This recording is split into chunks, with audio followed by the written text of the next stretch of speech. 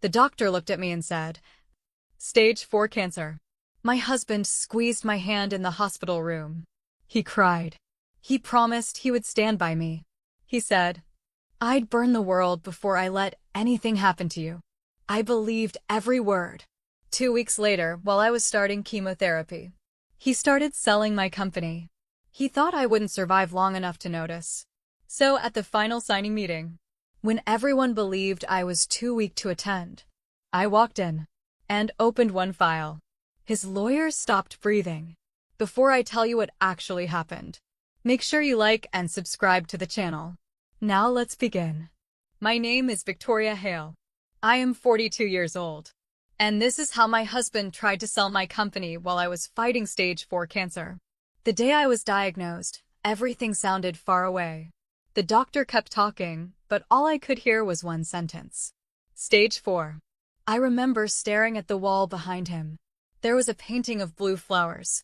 I focused on those flowers because they were easier to look at than my husband's face. Daniel was crying. He held my hand so tight I thought my fingers would break. "We'll fight this," he kept saying. "I won't leave you. I promise." And at that moment, I believed him. I had built my company from nothing.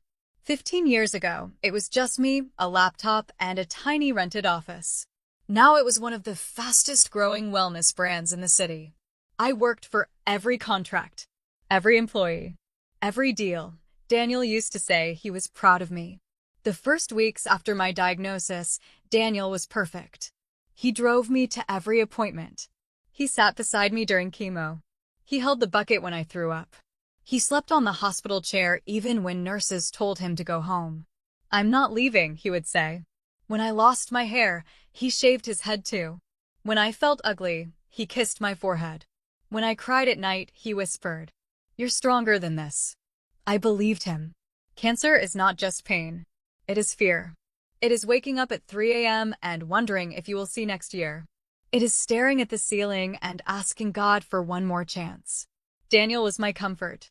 But slowly, something changed. At first, it was small things. He insisted on attending every meeting. He told my assistant to cancel my travel plans. He said stress would kill me faster. I thought he was just scared. But over the next 2 weeks, I noticed something. He stopped asking me before making decisions. He started saying things like, "Victoria needs rest," when the board requested updates. He began attending meetings alone. Sometimes I would wake up from sleep, and he would not be there. "Meeting," he would say when I asked. "I have to keep things stable." Stable. I nodded. Of course the company needed stability. I built it from nothing. Hundreds of employees depended on it. One night, I woke up from sharp pain in my chest. I could barely breathe. I called his name. No answer. I called again, louder. Nothing. I forced myself out of bed and walked slowly to the living room. He wasn't home. It was 11:40 p.m. He came back at 1 a.m. "Where were you?" I asked weakly. "Office," he said quickly. "Late meeting." He didn't ask why I was standing. He didn't notice I was shaking. That was the first time I felt alone. After that, the visits became shorter. He stopped sitting through full chemo sessions. "I can't watch this," he said once. "It's too hard." So I sat alone, watching poison drip into my body, watching other husbands hold their wives' hands. And mine was answering phone calls in the hallway. Then something else changed. People from the company stopped calling me directly. They called him. My assistant, Clara, sent me a short message one afternoon. "Is everything okay?" That was it. No details. Just that question. I called her. "What do you mean?" I asked. She hesitated. "Daniel said you want to step back." My heart dropped. "I never said that." She went quiet. "He told the board you don't want stress, that you're focusing on treatment." I felt cold. "I never said that." That night, I asked him gently, "Did you tell them I'm stepping back?" He sighed like I was being difficult. "Victoria, you can barely walk some days. That doesn't mean I'm quitting. I'm protecting you." There it was again. Protecting. I wanted to believe him. But something inside me started whispering. 2 weeks later, I woke up and saw my office door closed. Daniel was inside, on my chair, talking on speaker. We have to think about the future, he was saying. I stood outside quietly. We can't risk everything if her condition gets worse. Her condition. Not my name. My condition. I stepped back before he saw me. That night, he didn't sit beside me. He worked late in the office. I lay in bed alone. And for the first time since the diagnosis, I cried not because of cancer, but because I felt replaced. The next morning, Clara sent me something. A picture. It was a meeting schedule. Private discussion. Transition plan. Transition. Transition to what? I stared at the screen. My hands were shaking. I wasn't dead. I wasn't gone. But it felt like my life was already being rearranged. He thought I wouldn't survive long enough to stop him. He was wrong. I just needed to understand what he was planning. And I was about to find out. The next week, I stopped asking questions. That surprised him. When you stop questioning someone who is hiding something, they relax. And when they relax, they make mistakes. Daniel became calmer. Kinder, even. He brought me flowers. He kissed my forehead before leaving for work. Big week ahead, he said one morning. What kind of week? I asked softly. Just board stuff. Don't worry about it. Don't worry. I smiled. Inside, I was wide awake. Chemo was getting harder. Some days I couldn't stand without feeling dizzy. Some nights I threw up until my throat burned. But the pain gave me clarity. I started checking my company email again. Quietly. He had removed my main access. But he forgot something important. I was the founder. Founders don't disappear that easily. Through an old recovery account, I saw messages he didn't think I could see. Emails between him and two investors. Messages about timing. Notes saying, she doesn't need to know yet. My chest felt tight. Not from cancer. From betrayal. One evening, Clara came to the house. She brought soup. She hugged me gently. Her eyes looked worried. Daniel told the board your treatment isn't responding well, she said carefully. I froze. What? He said the doctors are not hopeful. That was a lie. My doctor said it was serious. But not hopeless. I realized something terrifying. He wasn't just preparing. He was building a story. A story where I was already gone. The next day, I had treatment alone. Daniel said he had an important meeting. I didn't argue. I sat in that hospital chair, watching other patients with their families. And I understood something painful. Sometimes people don't leave when you're sick. They leave slowly. Emotionally first. Then physically. When I got home, the house felt quiet. Too quiet. I walked to my office. My files were arranged differently. Folders missing. Awards shifted. My name was still on the door. But it didn't feel like mine anymore. That night, I couldn't sleep. So I walked to the kitchen for water. As I passed the office, I heard his voice. Low. Serious. She won't fight this, he said. Silence. Then he added. She doesn't have the strength. My legs almost gave out. He wasn't talking about cancer. He was talking about me. About my will. About my power. I stood there in the dark hallway, listening. The buyers are ready, he continued quietly. Once we sign on Friday, the company is theirs. My heart stopped. Sign? Buyers? He kept speaking. The money will transfer the same day. After that, it's done. Clean. No chaos later. Clean from who? From me? He wasn't planning for my recovery. He was planning for my replacement. He was selling my company. The company I built from my kitchen table. The company that carried my name. The company that was still legally mine. I went back to bed quietly. Not because I was weak, but because now I knew the truth. The next morning, Clara sent me another message. The signing meeting is Friday. Private. Only key people. Friday. The same day as my strongest treatment. Of course.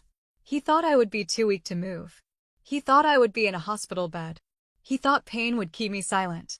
That afternoon, Daniel came home smiling. Everything will be easier soon, he said. For who? I asked. For everyone, he replied quickly. That night, while he slept, I went into my office. I opened my bottom drawer. There it was.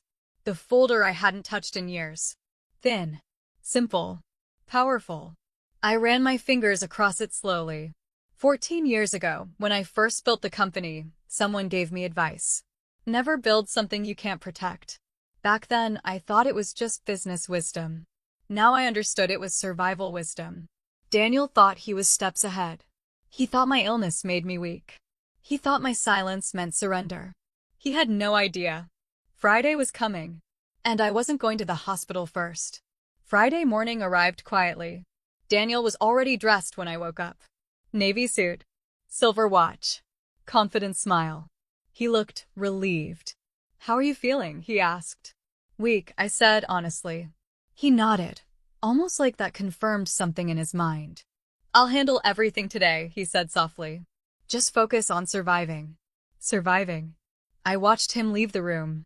He thought today was the end of my story. He didn't know it was the turning point of his. At 8:45 a.m., I canceled my treatment. The nurse sounded worried. "I'll reschedule," I told her. "Trust me." By 9:30, I was in a car heading downtown. My hands were shaking. Not from fear.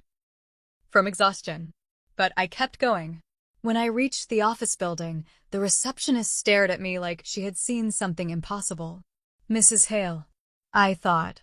"I know," I said gently. So did he. The boardroom doors were closed.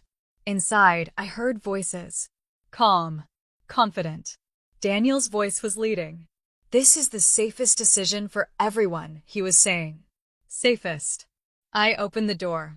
The room froze. Daniel's face lost color. "Victoria." The investors looked confused. One board member whispered, "We were told you couldn't make it." "I almost didn't," I said quietly. "But I changed my mind." I walked slowly to the table. Every step hurt. But pain is temporary. Loss is permanent. Daniel rushed toward me. "You should be resting." "I am," I said. "Resting from lies." The room went silent. The documents were spread across the table. Signature tabs ready. Pens placed carefully. Everything prepared. Except for one thing. Me. The lawyer tried to speak calmly. "Mrs. Hale, we're just securing the company's future." I placed my bag on the table. "I agree," I said. Then I opened it. And took out one thin file. Nothing dramatic. No thick stack of papers. Just a simple folder. I slid it across the table. "Before you continue," I said softly, "read page 3. The lawyer opened it. His eyes moved. Then stopped. His breathing changed. He read it again. Daniel frowned. "What is it?" The lawyer looked at him slowly. "This company cannot be sold," he said. The room shifted. "What?" Daniel snapped. The lawyer swallowed. 14 years ago, when the company was formed, Victoria signed a founder protection agreement. Silence. He continued. "It states that no sale, no transfer, no leadership change can happen without her direct written approval." Daniel stared at me. "That's not possible." "It is," I replied calmly. The lawyer closed the file slowly. "It's legal. It's active. And it overrides this entire deal." One investor stood up. "You told us she approved this." Daniel's mouth opened. No words came out. Another board member spoke. "You said she wanted to step down." Daniel looked around the room like he was searching for support. There was none. "You said she wouldn't fight this," I added quietly. His face went pale. The deal collapsed in minutes. Chairs moved. Papers were gathered. Investors left without shaking his hand. The lawyer packed his briefcase without speaking. When the room finally emptied, it was just us. Daniel looked at me like I was someone new. "You planned this," he whispered. "No," I said softly. "I prepared for this." He ran his hands through his hair. "I thought you were dying." "And if I was?" I asked. He had no answer. 2 months later, my scans came back. The treatment worked. The cancer shrank, then disappeared. The doctor smiled when he said it. No sign of disease. I closed my eyes and breathed. I didn't just survive cancer. I survived betrayal. The divorce was quiet. No shouting. No drama. He left with what was legally his. Nothing more. The board voted to remove him from all control. I returned as full CEO. Not because I needed revenge, but because I built it. A year later, I stood in the same boardroom. Healthy, strong, alive, signing expansion plans, growth, future. Daniel once believed cancer would finish me. Instead, it exposed him. Sometimes illness doesn't destroy you. It reveals who is waiting for you to fall. If someone ever thinks you're too weak to fight, show up anyway, even if you're shaking, even if you're in pain, and always protect what you build. Because survival is not just about beating disease. It's about never letting someone sell your life while you're still living it.